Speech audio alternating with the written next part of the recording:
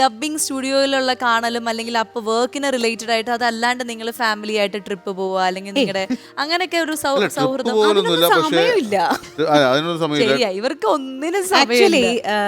ഇപ്പൊ ഞാൻ പറയുന്നതിനോട് ശോഭിച്ചേട്ടനും യോജിക്കുമായിരിക്കും. സീരിയലിന്റെ പോസ്റ്റ് പ്രൊഡക്ഷനിൽ നിൽക്കുന്ന ആർക്കും നമ്മളുടെ ഫാമിലി ഫങ്ഷൻസ് അല്ലെങ്കിൽ അങ്ങനെ ട്രിപ്പ് പോവുക അതിനുള്ള സമയം കിട്ടുന്നത് വളരെ കുറവായിരിക്കും.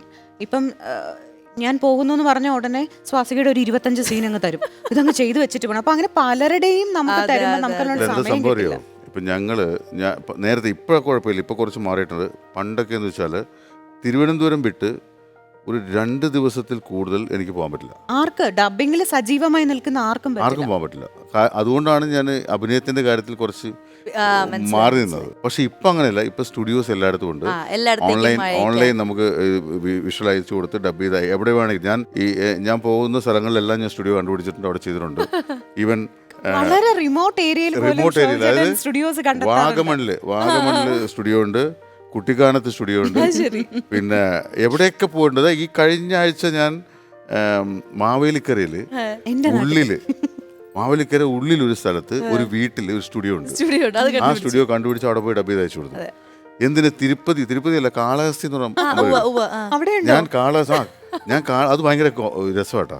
ഞാൻ കാളഹസ്തി നിൽക്കുന്നു, ഞാൻ ഇവിടുന്ന് എല്ലാം ഡബ് ചെയ്തിട്ട് പോയത്, ഫാമിലിയായിട്ട് പോയതാ. കാളഹസ്തി നിൽക്കുമ്പോഴേക്കും വാനമ്പാടി സീരിയലിന്റെ ദീപു വിളിക്കുന്നു, ചേട്ടാ ഒരു 2 സീൻ അത്യാവശ്യമുണ്ട്. ഞാൻ പറഞ്ഞു, ഞാൻ കാളഹസ്തി നിൽക്കൂടാ ചേട്ടാ, എന്തെങ്കിലും ചെയ്യാൻ പറ്റുമോ? ഞാൻ പറഞ്ഞു, നീ ഫോൺ വെക്ക്, ഞാൻ നോക്കട്ടെ. ഞാൻ നേരെ ഗൂഗിളിൽ കയറി dubbing studio near by me എന്നുള്ള ലെവലിൽ അയച്ചു നോക്കിയപ്പോൾ തിരുപ്പതിയിൽ ഒരെണ്ണമുണ്ട്. കാളഹസ്തിയിൽ 30 കിലോമീറ്റർ ഉണ്ട് തിരുപ്പതിക്ക്. അപ്പോൾ തിരുപ്പതി സ്റ്റുഡിയോ ഉണ്ട്. ഞാൻ ആ സ്റ്റുഡിയോ നമ്പർ എടുത്ത് വിളിച്ചു. അപ്പോൾ അവർ ഈ തെലുങ്കല്ലേ, നമുക്ക് തെലുങ്ക് എന്താണെന്ന് അറിയത്തില്ല.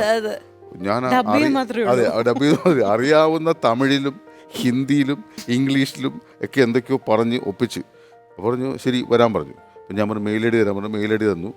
ഇയാളത്തിന് ജാടയിലൊക്കെ സംസാരിക്കുന്നത് ഈ സ്റ്റുഡിയോയുടെ ഓണർ. ഞാൻ പറഞ്ഞു മെയിൽ ഐ ഡി തരാൻ. മെയിൽ ഐ ഡി അയച്ചു തരാൻ. മെയിൽ ഐ ഡി തന്നു. ഞാൻ ഇതുവർക്ക് അയച്ചു കൊടുത്തു. ഈ വിഷ്വൽ അവർ അയച്ചു.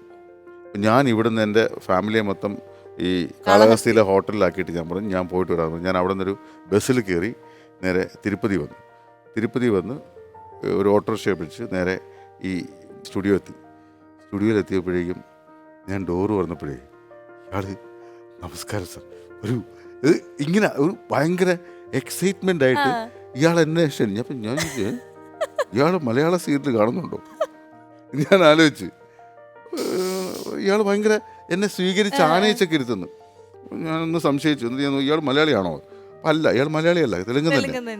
പിന്നെ എനിക്കൊരു ഡൗട്ട്, എന്താണെന്നൊരു പിടിയില്ല. എന്തായാലും ഓട്ടെ പോവാം ചെന്ന് ഞാൻ ഡബ് ചെയ്ത് കഴിഞ്ഞപ്പോഴാണ് ഈ വാനമ്പാടിയിൽ അഭിനയിക്കുന്ന ഞാൻ ഡബ് ചെയ്യുന്ന ആള് സായി കൃഷ്ണ, അയാൾ തെലുങ്കനാണ്. പുള്ളിക്കാരൻ തെലുങ്കൻ എന്നുള്ളത് മാത്രമല്ല, അയാൾ തിരുപ്പതി ഭഗവാനായിട്ട് അഭിനയിച്ചിട്ടുണ്ട്. ആ റെസ്പെക്റ്റ് ആണ് എൻ്റെ അടുത്ത്. സാർ നിങ്ങൾ ഇവർക്കാണോ ഡബ് ചെയ്യുന്നത്? എൻ്റെ എന്ത് ചെയ്താൽ കാശ് മേടിക്കത്തില്ല, സ്റ്റുഡിയോയുടെ റെന്റ് കൊടുത്തിട്ട് വാങ്ങിക്കത്തില്ല. പുള്ളി തിരുപ്പതി ഭഗവാനാണ്.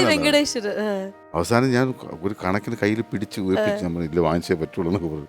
അപ്പൊ അത് ഭയങ്കര എക്സ്പീരിയൻസ്. അപ്പൊ അതുപോലെ ഞാൻ കൽക്കട്ടയിൽ പോയിട്ട് ഡബ് ചെയ്തിട്ടുണ്ട്. അവിടെയും സ്റ്റുഡിയോ കണ്ടുപിടിച്ചിട്ടുണ്ട്. അപ്പൊ ഇപ്പൊ ശോഭിച്ചോടെ ടൂർ പോകണമെന്ന് വെച്ചാൽ അങ്ങ് പോവും, എന്നിട്ട് അവിടെ സ്റ്റുഡിയോ കണ്ടുപിടിക്കും. അല്ലാണ്ട് നടക്കൂല്ലത്. മാത്രമല്ല ഇപ്പൊ സീരിയലിലെ പല ആർട്ടിസ്റ്റുകളും എവിടെയെങ്കിലും പോയിട്ട് എന്നെ വിളിക്കും, ശോഭി ഇവിടെ സ്റ്റുഡിയോ ഉണ്ടോ?